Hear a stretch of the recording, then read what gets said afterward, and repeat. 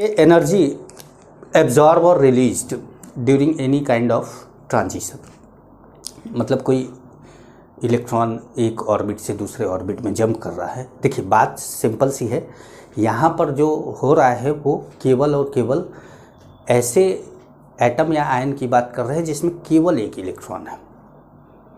मतलब किसी में अगर एक से ज़्यादा इलेक्ट्रॉन भी है तो हम बाकी इलेक्ट्रॉनों को उड़ा के उसमें एक ही इलेक्ट्रॉन कर दे रहे हैं।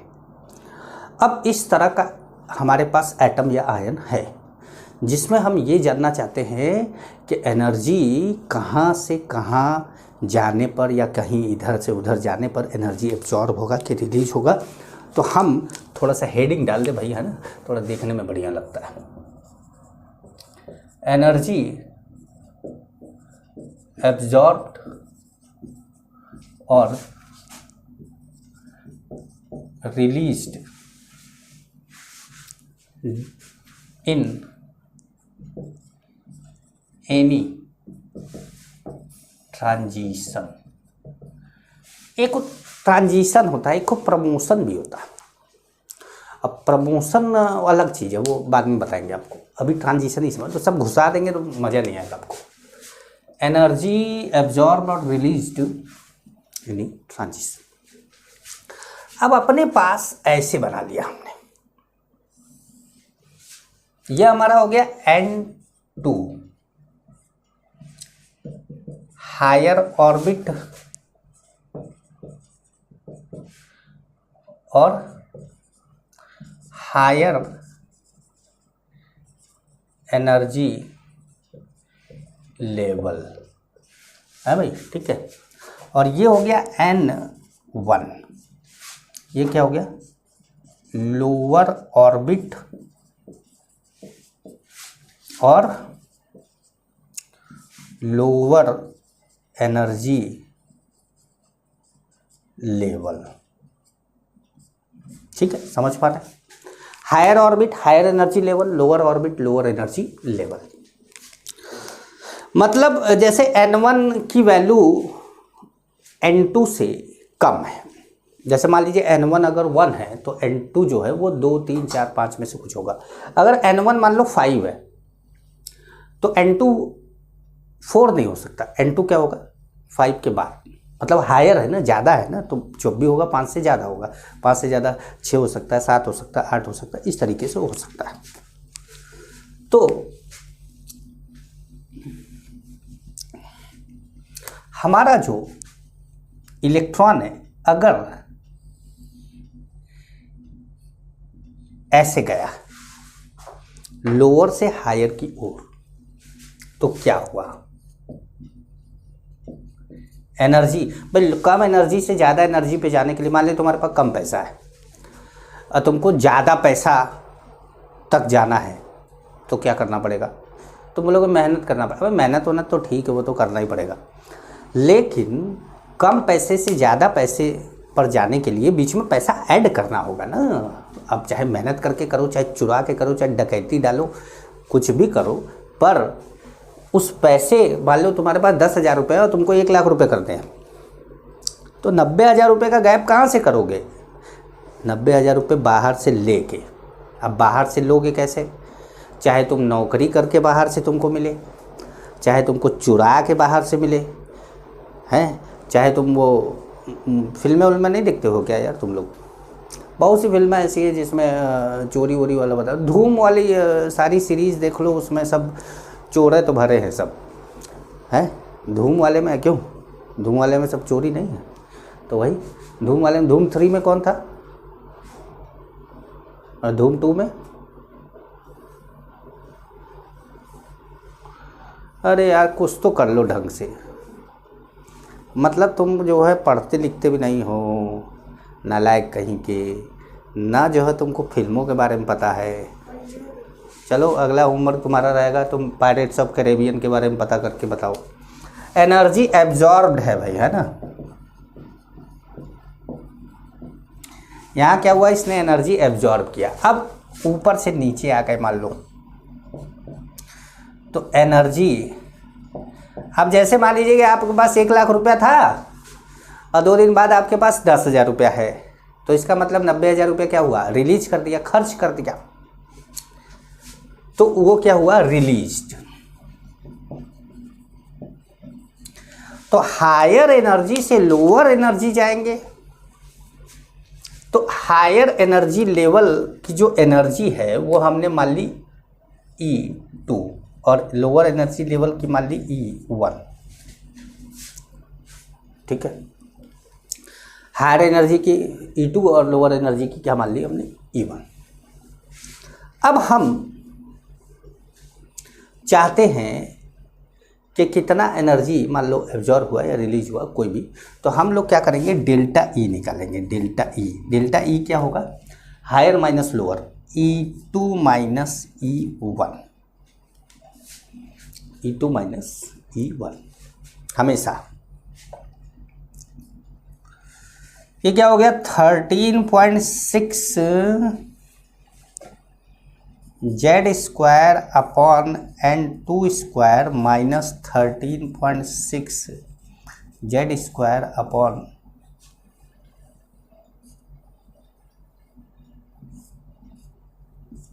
N1 square. अरे भाई फॉर्मूला तो -13.6 है ना, तो 13.6 ऐसे यहाँ इक्वल यहाँ से चालू करते हैं, ठीक है। तो ये माइनस माइनस क्या हो गया, प्लस। तो अगर आप इसको लिखना चाहते हैं तो इसको लिखेंगे 13.6 Z² 1 upon N1 square minus 1 upon N2 square delta E.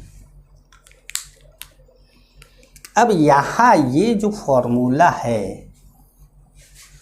ये रिलीज और रिक्वायर्ड नहीं बता रहा है। रिलीज और रिक्वायर्ड तो वो बताएगा जो प्रोसेस होगा।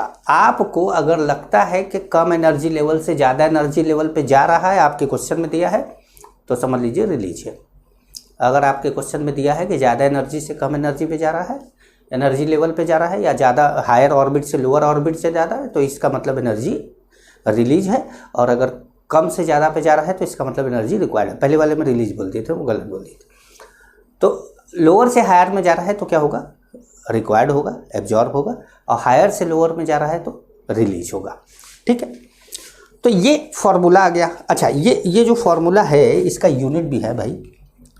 यूनिट क्या है, यूनिट है इलेक्ट्रॉन वोल्ट। क्या यूनिट है, इलेक्ट्रॉन वोल्ट है। तो ये मिटा है। तो अब हमारा फॉर्मूला आ चुका है। फॉर्मूला क्या आ चुका है,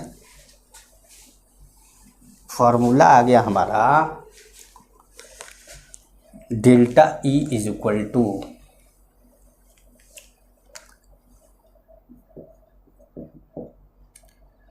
13.6 Z² 1/N1 square minus 1/N2 square, ठीक है। N2 क्या है, हायर ऑर्बिट है, और N1 क्या है, लोअर ऑर्बिट है, ठीक है। लोअर ऑर्बिट, हायर ऑर्बिट, ये क्लियर, ये पक्का याद रखना एकदम। ऑलवेज लिख लो, ऑलवेज क्या लिख लो, ऑलवेज। आपको इस फॉर्मूले में इसी तरीके से रखना। अब जैसे मैंने एक क्वेश्चन आपसे पूछा, ठीक है,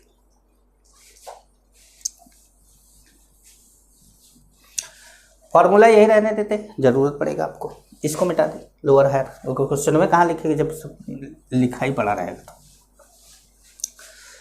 थोड़ा इसको भी मिटा देते, यहाँ तक जगह बचेगा हमारा। तो आइए एक क्वेश्चन आपको दिया जाए, ठीक है। Find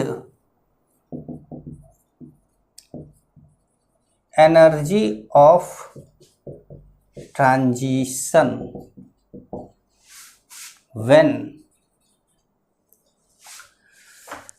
when electron of Li2+ jump from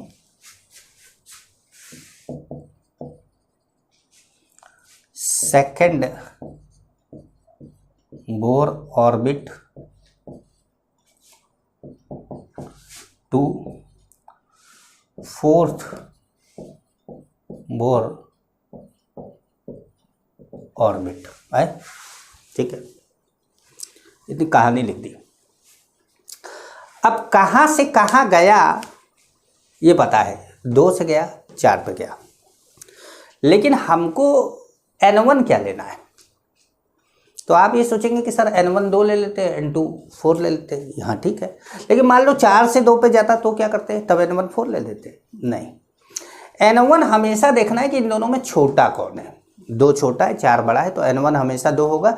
चाहे 4 से 2 जा रहा हो तो भी n1 2 लो, 2 से 4 जा रहा है तो भी n1 2 ही लो, क्योंकि n1 छोटा है। अब delta E is equal to 13.6। Li का Li 2+ है, एक इलेक्ट्रॉन है इसके पास। Li का एटॉमिक नंबर कितना होता है 3, तो हो गया 3²। ठीक है, 1/n1²। अब n1 कितना है तुम्हारा 2,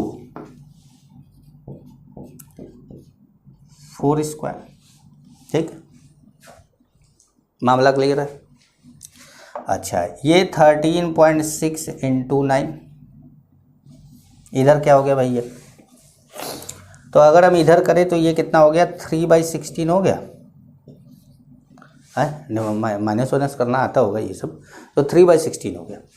तो अब ये कितना हो गया 27 हो गया। तो अब हमारा जो ये आ गया 13.6 × 27/16 डेल्टा ई की वैल्यू आ गई।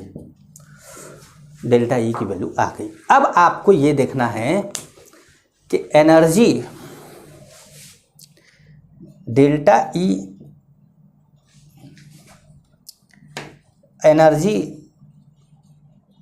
रिलीज्ड अगर होगा तो आप उसको नेगेटिव लिखेंगे, और एनर्जी एब्जॉर्ब्ड जब होगा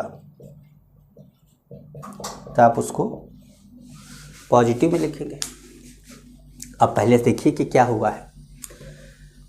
2 से 4 पे गया है, 2 से लोअर एनर्जी से हायर एनर्जी पे गया है, मतलब एनर्जी को क्या किया है इसने, एब्जॉर्ब किया है। तो एब्जॉर्ब किया है, तो एब्जॉर्ब को हम क्या लिखते हैं, पॉजिटिव। तो जो आया है वही लिख देना है। अगर यही 4 से 2 होता तो वैल्यू यही आती, लेकिन आगे हम नेगेटिव लगा देते उसके, आगे क्या करते हम उसमें नेगेटिव लगा देते। क्लियर हो रही है बात, नहीं हो रही है, एक क्वेश्चन और देकर समझाते हैं। इतना समझ में आ रहा है आपको। चलिए, वो मल्टीप्लाई नहीं किया। आप सोच रहे होंगे सर को मल्टीप्लाई नहीं करना था, चलो मान लो कि मल्टीप्लाई नहीं करना था, तुम अपना कर लेना। तो हम एक और क्वेश्चन आपको देते हैं। अब एक और क्वेश्चन में क्या दें, मतलब कैसा क्वेश्चन दें, तो चलिए आइए देखें। Find energy of transition if electron of He+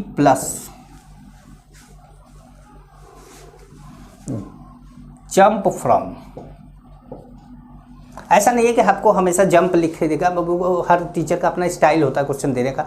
कुछ लोग कूदा देते हैं, कुछ लोग उड़ा देते हैं, हम कूदा देते हैं। He+ jump from 4th excited state to 2nd excited state. 4th excited state to 2nd excited state, मतलब ये ज़्यादा है तो ये N2 होगा, ये कम है तो ये क्या होगा, N1 होगा। हमने अभी थोड़ी देर पहले लिखा था कि कम वाला क्या होगा हमेशा N1 और ज़्यादा वाला क्या होगा N2। तो अब सॉल्यूशन की बात करते हैं। सॉल्यूशन की बात करते हैं। तो जो N1 है वो क्या है, N1 ये है छोटा वाला हमेशा N1 और बड़ा वाला क्या होगा N2। छोटा वाला N1 है। क्या है N1? तो आप बोलेंगे 3। और N2 क्या है? तो आप बोलेंगे 5। मैंने आपको एक्साइटेड स्टेट का वो तरीका बताया था। मैंने बोला था जो भी एक्साइटेड स्टेट दे उसमें एक जोड़ देना है। जैसे फर्स्ट एक्साइटेड स्टेट क्या होगा? 2, क्योंकि 1 तो ग्राउंड स्टेट है, तो फर्स्ट एक्साइटेड स्टेट 2 होगा, फोर्थ एक्साइटेड स्टेट 5 होगा, 10th एक्साइटेड स्टेट 11 होगा। समझ गए? तो N2 की वैल्यू भी आ गई हमारी। अब डेल्टा E की बात करें। Delta E is equal to 13.6। अच्छा, Z कौन है? हीलियम। कितना? 2 का स्क्वायर। 1/N1 कितना है? 3, 1/9। N1 का स्क्वायर हो गया। N2 कितना है? 25। ठीक है भाई, ये आ गया। अब इस सबको हमने क्या करा? 13.6 इंटू 4 कर दिया है। अब 25 और 9 का अगर आप यहाँ पे ऐसे लेते हैं तो 25 में 9 से मल्टीप्लाई करो तो कितना रहा? 225। अब यहाँ पर कितना हो गया? 25 और यहाँ पे कितना हो गया? 9। तो 25 में से 9 माइनस कर दो। 25 में से 9 माइनस कर दो, कितना आएगा? तो 25 में से 9 माइनस कर दोगे तो 16 आ जाएगा। तो यह आ गया कितना? 13.6 इंटू 4 इंटू 16 अपॉन कितना? 225। है कि नहीं? है कि नहीं भाई? है। तो ये आ गया। अब ये इलेक्ट्रॉन वोल्ट आया, इसको हम सॉल्व करेंगे। इलेक्ट्रॉन वोल्ट आएगा, आप बोलेंगे सर सॉल्व नहीं करते आप। अरे मैथ्स कमजोर है ना मेरी, मैं तो केमिस्ट्री इसलिए तो पढ़ा रहा हूँ आप लोग को कि मेरी मैथ्स वीक है। तो चलो इसको आप सॉल्व कर लेंगे। अब मामला ये है कि इसको डेल्टा ई को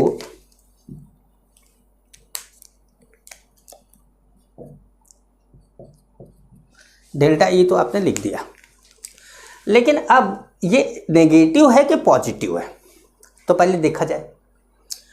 तो हमारा फोर्थ एक्साइटेड स्टेट से सेकंड हायर से लोअर पे आ रहा है। हायर से लोअर पे आ रहा है तो एनर्जी क्या हो रहा है? रिलीज हो रहा है। तो आप ये बोल सकते हैं, इसको कैलकुलेट करके बोल सकते हैं कि इतनी एनर्जी क्या हुई? रिलीज हुई। और या तो फिर डेल्टा ई की वैल्यू जब आप लिखेंगे तो यहाँ पर क्या होगा? नेगेटिव में आएगा। ये नेगेटिव में आएगा। क्यों? क्योंकि एनर्जी क्या हुई? रिलीज हुई। तो आप नॉर्मल कैलकुलेशन करिए। रिलीज और रिक्वायर्ड यहाँ से देखिए कि यहाँ से अब नेगेटिव लगाना है कि पॉजिटिव। शुरुआत से नेगेटिव पॉजिटिव लगाने में क्या होता है? आप लोग कैलकुलेशन में गड़बड़ कर देते हैं। करिए मत ऐसा।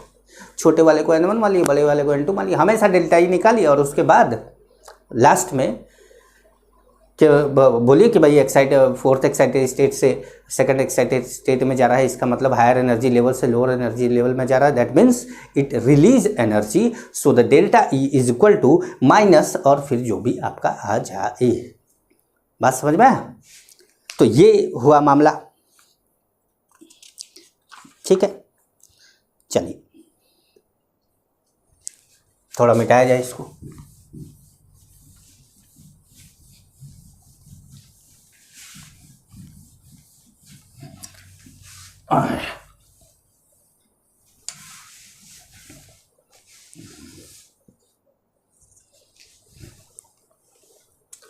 अब देखिए भाई,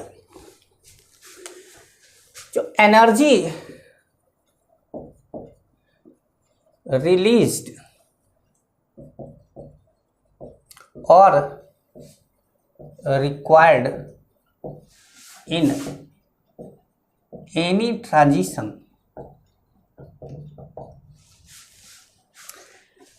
is in the form of photon, is in the form of क्या होता है? फोटोन। मतलब जो हमारा एनर्जी डेल्टा ई है वो है कौन? वो hc/λ है। वो hc/λ है। मतलब डेल्टा ई क्या है? एनर्जी ऑफ ट्रांजिशन है।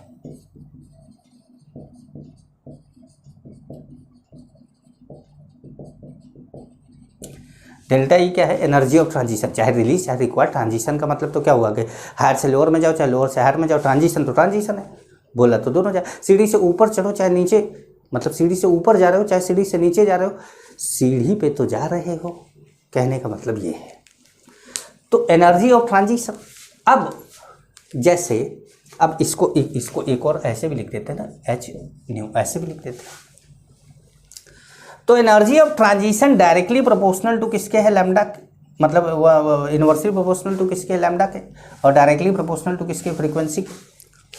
तो अगर एनर्जी ऑफ ट्रांजिशन ज़्यादा तो क्या ज़्यादा, फ्रीक्वेंसी ज़्यादा, और वेवलेंथ कम, क्या होगा, वेवलेंथ कम। ठीक है, तो आपसे एक क्वेश्चन पूछते हैं, ये चलेगा, इतना मिटाएं इसको। ठीक है,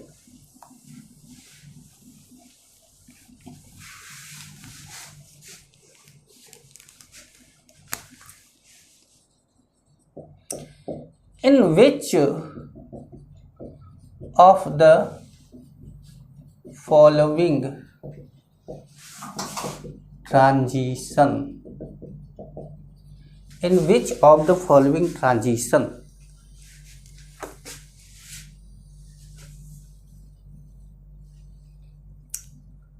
wavelength, ऐसे लिख देते, एनर्जी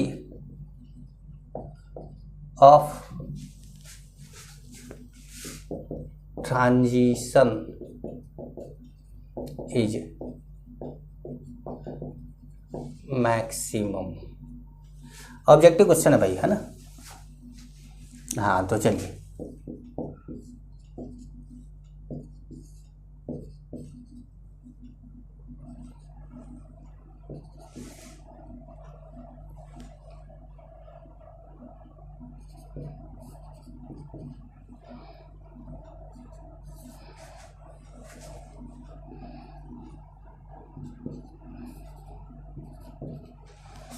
चलिए ये आपका क्वेश्चन है। अब इस क्वेश्चन को सॉल्व करने का मेरे पास एक शॉर्ट ट्रिक है, लेकिन वो मैं नहीं बताऊंगा, मतलब अभी नहीं बताऊंगा। पहले तो मैं इसको लंबे पूरे प्रोसेस से सॉल्व करूंगा, ताकि पहले देखिए, जब आप पूरे जैसे आप मान लीजिए कि किसी रास्ते पे जाना है आपको, और तो 5 किलोमीटर घूम के उस एरिया में पहुँचे, और आपको कोई बताए कि एक गली थी जो 100 मीटर पे ही उस जगह पे पहुँचा देती, तो उस गली की इम्पोर्टेंस आपको कब समझ में आएगी, जब आप 5 किलोमीटर चल के जाएंगे। अगर आप शुरुआत में ही वो गली जानते तो आप कभी वो 5 किलोमीटर चल के ना जाते, और वो आपको लगता है ये तो नॉर्मल गली है। लेकिन अब आपको वो गली बॉय वाली लग रही है। अब आपको लग रहा है कि ये है असली शॉर्टकट। अब आइए, हम लोग शॉर्टकट की बात करेंगे, लेकिन पहले लॉन्ग कट से चलेंगे। तो सबसे पहले हम पहले ऑप्शन को चेक करते हैं कि क्या है एनर्जी। तो डेल्टा ई 13.6, हमको in which of the following transition energy of transition is maximum. इसमें हमें क्या नहीं दिया है, जेड नहीं दिया। हम इसको जेड स्क्वायर मान लेते हैं, हमको तो पता नहीं है ना कि जेड क्या है, जेड स्क्वायर रहने देते हैं। हमारा इतना तो हर जगह कॉमन रहेगा, मेन तो यही होगा, ये ज़्यादा होगा तो ज़्यादा हो जाएगा। तो ये हो गया 1/1 माइनस 1/4। तो इसको हमने मान लिया क्या, इसको मान लिया हमने E0, इसको क्या मान लिया हमने, E0। तो E0, और ये कितना हो गया, ये हो गया 3/4। पहला आ गया हमारा 3/4, E0 3/4। अच्छा बी, ये देखते हैं। तो ये delta E is equal to 13.6 Z square, जिसको हम क्या बोल रहे हैं, E0। ये कितना हो गया, 1/4 माइनस 1/इनफाइनाइट। अब 1/इनफाइनाइट तो 0 हो गया, तो ये आ गया कितना, E0 इंटू 1/4। सहमत है। सी 5 से 10 delta E E0 13.6 Z square, E0 मान रहे हैं, कितना हो गया 5 से 10 मतलब 25 कितना 100 नहीं, तो ये कितना हो गया 3 अपॉन मतलब ई नॉट 3 अपॉन 100। ये सॉल्व कर लिया हमने इसको। ऐसा नहीं है कि मैंने रट्टा मार रखा है, मैं बहुत तेज़ी से सॉल्व इसलिए करता हूँ, मैंने ऊपर नीचे 4 से मल्टीप्लाई कर दे रहा हूँ। ये भी 100 हो जा रहा है, ये भी 100 हो जाए। जब ये डिनोमिनेटर सेम होता है तो ऊपर डायरेक्ट घटा सकते हो ना, तो 4 से मल्टीप्लाई किया तो ऊपर 4 है, तो 4 में से 1 घटाया कितना हो गया 3, और नीचे क्या है 100 है, 100 से लिख दिया। ऐसे थोड़ा स्पीड बढ़ जाता है। अच्छा, चौथे वाले को डी वाले को देख लेते हैं। डी वाले को नीले से लिख देते हैं। अच्छा, यहाँ पे डी, अरे ये कौन सा नियम चल रहा है यार, ये बी लिखो, ये सी लिखो, डी लिखो। एक तो तुम कैमरा में से कुछ बोल नहीं पाते हो ना, तुम लोग तो बेचारे असहाय पड़ जाते हो कि यार ये आदमी लिख तो गलत रहा है लेकिन हम लोग कुछ बोल नहीं पा रहे, हम लोग कुछ कर नहीं पा रहे, क्या करें।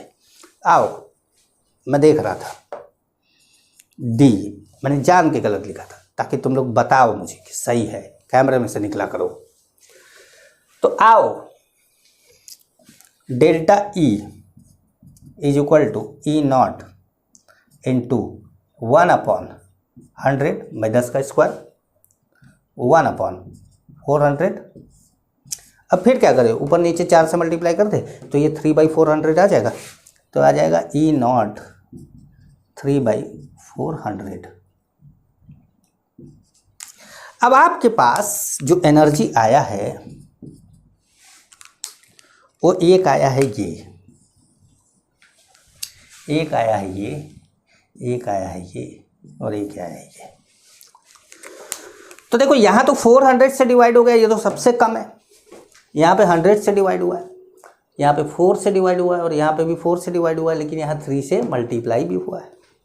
यहाँ भी 3 से मल्टीप्लाई हुआ है, लेकिन 100 से। तो अगर आप देखें कि वैल्यू सबसे ज़्यादा किसकी है तो इसकी,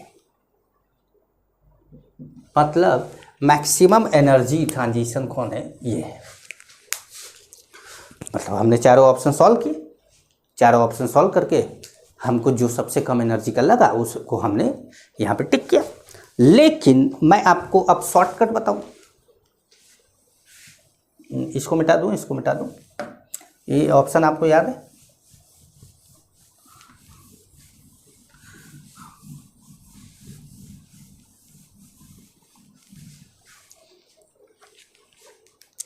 कॉन्सेप्ट, कॉन्सेप्ट। मेरे YouTube चैनल का नाम भी कॉन्सेप्ट ऑफ केमिस्ट्री है, आप दीपक मिश्रा केमिस्ट्री फैकल्टी भी ढूंढेंगे तो मिल जाएगा। तो कॉन्सेप्ट में क्या करना है अपन को, हाँ, पहला फॉर मैक्सिमम एनर्जी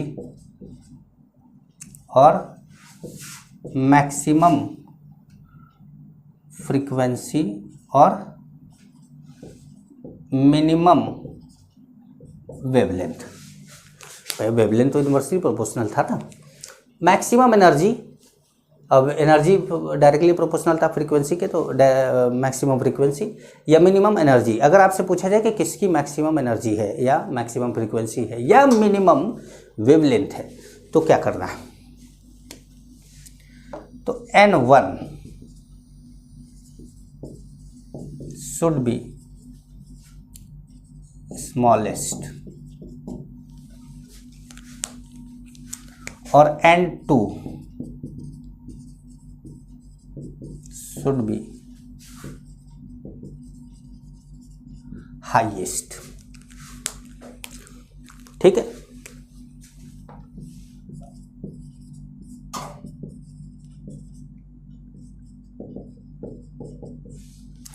N1 छोटा होना चाहिए और N2 बड़ा होना चाहिए। लेकिन अगर मान लीजिए कि आपको किसी का N1 छोटा मिल रहा है और किसी का N2 बड़ा मिल रहा है तो देखेंगे क्या, तो पहले आप देखेंगे ये वाला पॉइंट,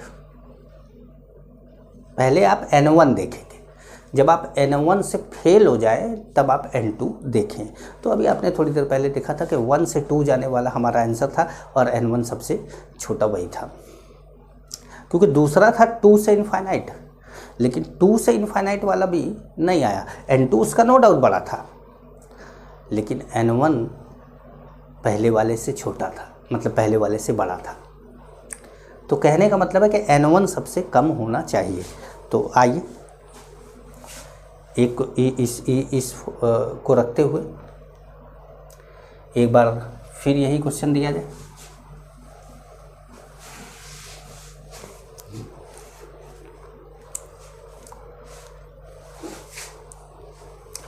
कॉन्सेप्ट को हटाया जाए, थोड़ी जगह बच जाएगी ना। In which of the following transition, in which of the following transition energy of transition is maximum. दोबारा हमने वही क्वेश्चन पूछा भाई, है ना। अब ए है हमारा 3 से 5, बी है हमारा 2 से 3, सी है हमारा 1 से नहीं, 1 रहने देते, 1 वाले में तो आप लोग टिक कर देंगे ना, 2 से 5 से इनफाइनाइट, और डी है आपका 4 से इनफाइनाइट। ध्यान समझिएगा, आपको क्या चाहिए, n1 छोटा, तो पहले n1 ढूंढिए। n1 ये है छोटा वाला n1, ये 3 है, ये 2 है, ये 5 है, ये 4 है, ये n1 है। n1 इसका 3 है, इसका 2 है, इसका 5 है, इसका 4 है, मतलब n1 ये सबसे छोटा है। जब आपको n1 सबसे छोटा एक ही मिले तो आपको n2 देखना ही नहीं है, टिक करना है और आगे बढ़ना है, टिक करना है और आगे बढ़ना है। मान लीजिए यही क्वेश्चन है और ऑप्शन ये है,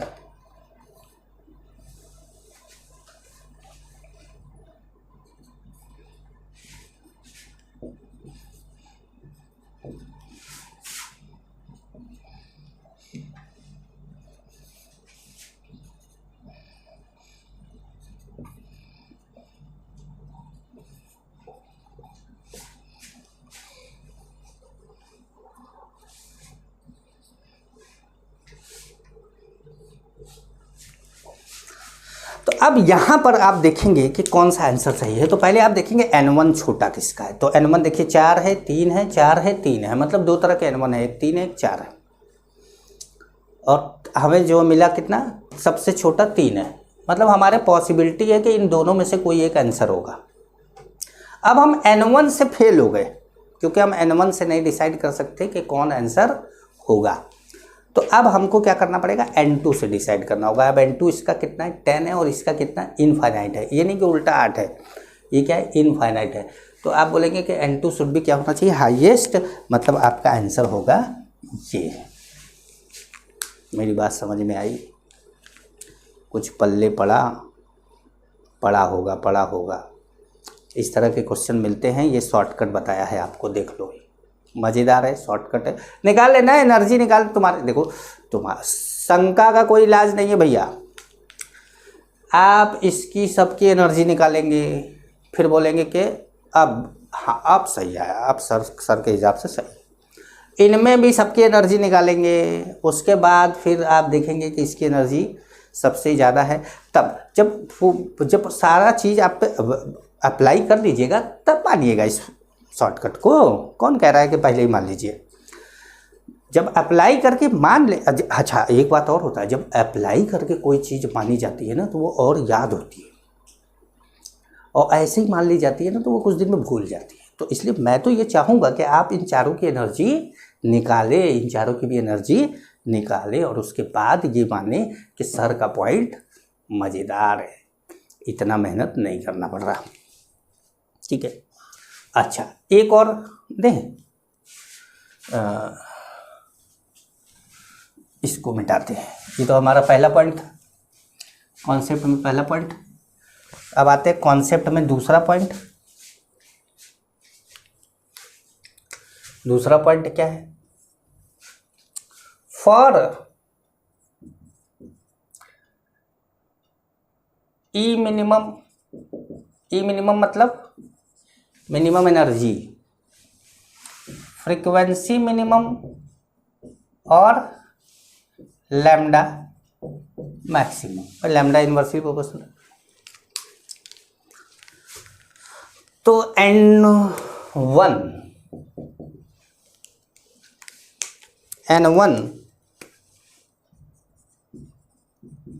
should be highest।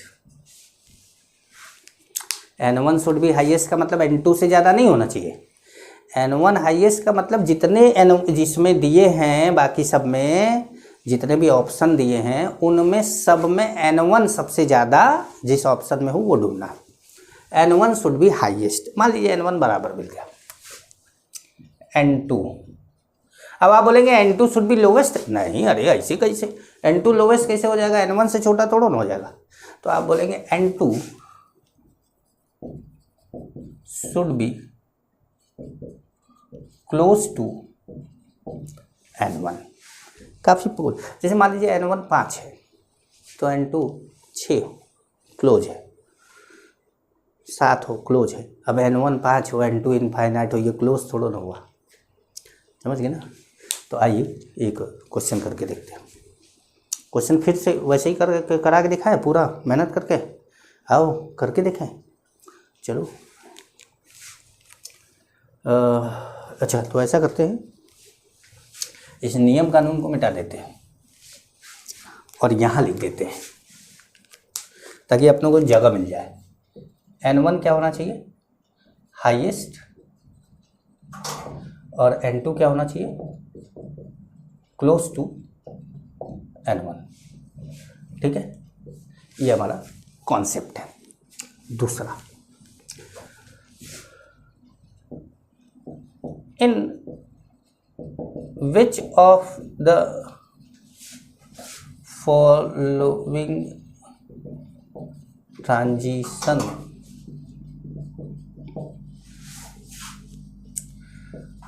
wavelength of photon is maximum। Photon wavelength का मतलब फोटोन की वेवलेंथ मैक्सिमम पूछा है, इसका मतलब एनर्जी क्या पूछा है, मिनिमम पूछा है। एक ही बात है ये सब, मतलब इन तीनों में से कुछ भी पूछ ले कॉन्सेप्ट वही है। अच्छा, 4 ऑप्शन क्वेश्चन कर लेते हैं इस पे। तो जब हम क्वेश्चन करेंगे तो क्या होगा कि आप देख लीजिए कि in which of the following transition wavelength of photon is maximum. Photon की वेवलेंथ मैक्सिमम किस में होगी, जिसमें N1 क्या हो, हाईएस्ट हो। तो पहले देख लो N1 सबसे ज़्यादा किसमें है, इसमें, और N2 क्या हो, क्लोज टू N1 हो। तो मतलब आंसर क्या होगा, ये होगा। बात समझ पाए कि नहीं, समझ गए होंगे मेरे ख्याल से, इतना तो आप लोग जानकार आदमी हैं।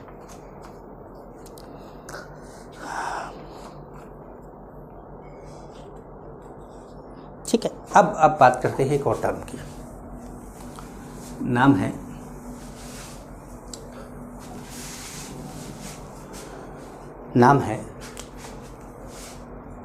Ionisation energy. क्या नाम है, आयोनाइजेशन एनर्जी। वैसे तो पीरियोडिक प्रॉपर्टी का टॉपिक है, यहाँ पर क्यों आ गया, यहाँ पर केवल हम आयोनाइजेशन एनर्जी की बात कर रहे हैं, किसकी, जिसमें एक इलेक्ट्रॉन है, और वहाँ हम आयोनाइजेशन एनर्जी की बात किसकी करेंगे, सबकी, जितने भी एलिमेंट होते हैं सब, हर तरह के एलिमेंट की बात करेंगे आयोनाइजेशन एनर्जी की। यहाँ पर हम आयोनाइजेशन एनर्जी की बात करेंगे केवल और केवल H और मोनो इलेक्ट्रॉनिक स्पीसीज, जैसे He+, He2+, मतलब Li2+, ऐसा। ठीक है, आयोनाइजेशन एनर्जी क्या होता है, आयोनाइजेशन एनर्जी है amount of energy required to remove an electron. लिख दूं, हाँ लिख देता हूँ, amount of energy required to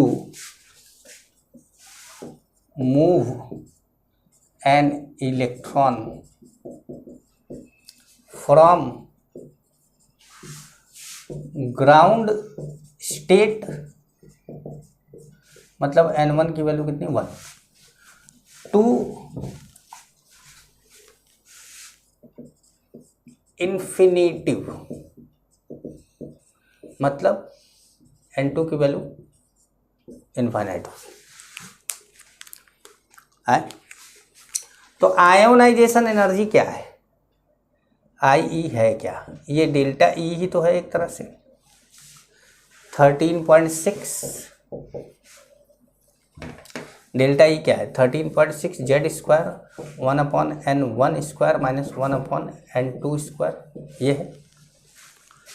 ठीक है, अब n1 की value for ionization energy, n1 is equal to कितना है, 1 है, और n2 इज इक्वल टू कितना है, इनफाइनाइट है। तो आई ई, यही डेल्टा ई की जगह पे आई ई लिखेंगे, 13.6 जेड स्क्वायर, n1 की वैल्यू कितनी 1/1 स्क्वायर, n2 की वैल्यू 1/इनफाइनाइट का स्क्वायर। 1/इनफाइनाइट का मतलब इनफाइनाइट का स्क्वायर क्या हो जाएगा, 1/इनफाइनाइट का स्क्वायर 0 हो जाएगा।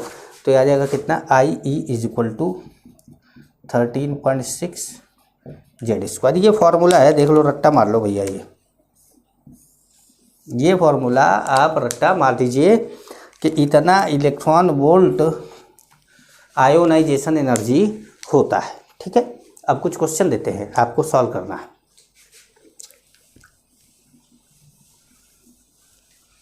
सॉल्व करके आप मुझे बताएंगे।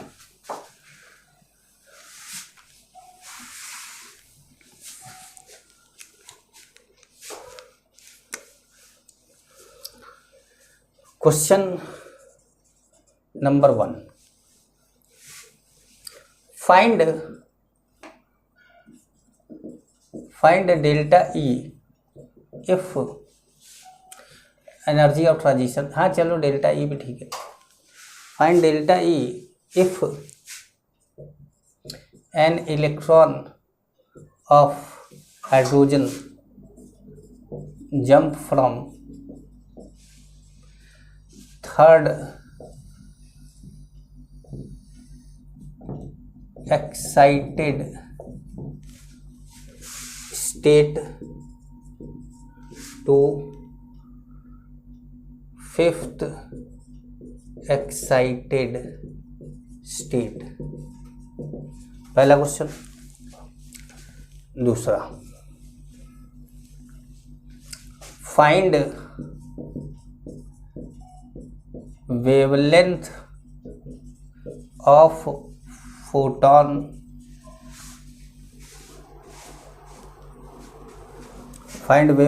Photon released when an electron jump from